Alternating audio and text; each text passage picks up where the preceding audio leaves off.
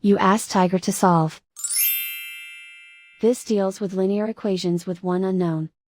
The final result is x equals -41/13. Let's solve it step by step. Simplify the expression. Group like terms. Group the coefficients. Convert the integer into a fraction. Combine the fractions. Combine the numerators. Find the lowest common denominator. Multiply the denominators.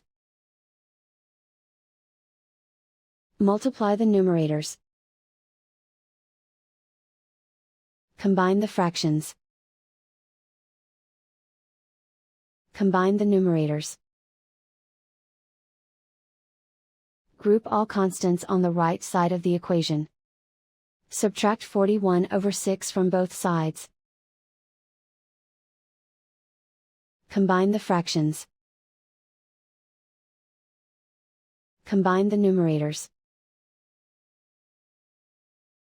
Reduce the zero numerator. Simplify the arithmetic.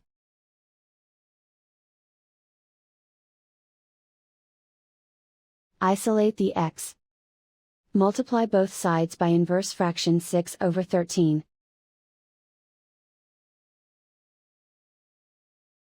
Group like terms. Multiply the coefficients. Simplify the fraction.